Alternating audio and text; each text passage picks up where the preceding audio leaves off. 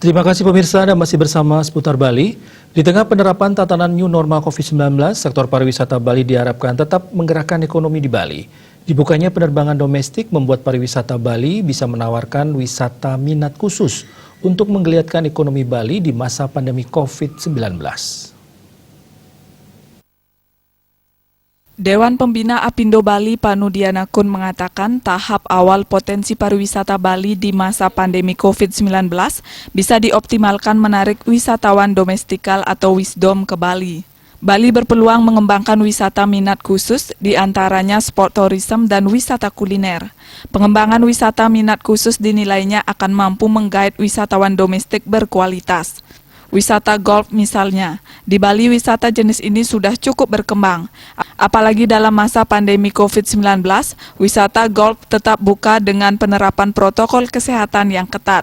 Bali menurutnya memiliki karakter tersendiri dalam pengembangan wisata golf. Selain bermain golf, wisatawan minat khusus ini bisa menikmati daya tarik dan objek wisata baru di Bali seperti GWK, Nusa Dua, Bedugul, dan daya tarik wisata lainnya. Dalam masa pandemi COVID-19, semua orang wajib memenuhi tatanan new normal. SOP new normal terutama social distancing dan physical distancing wajib dilakukan optimal.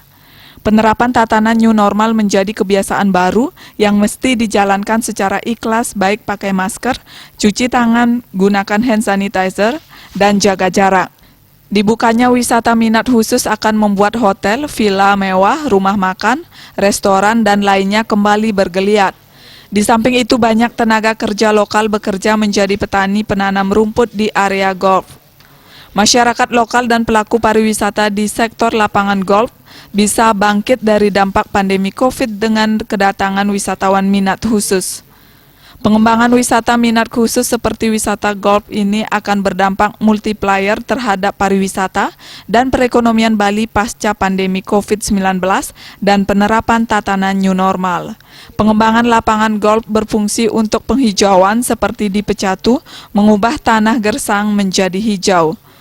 Wirnaya Bisnis Bali melaporkan.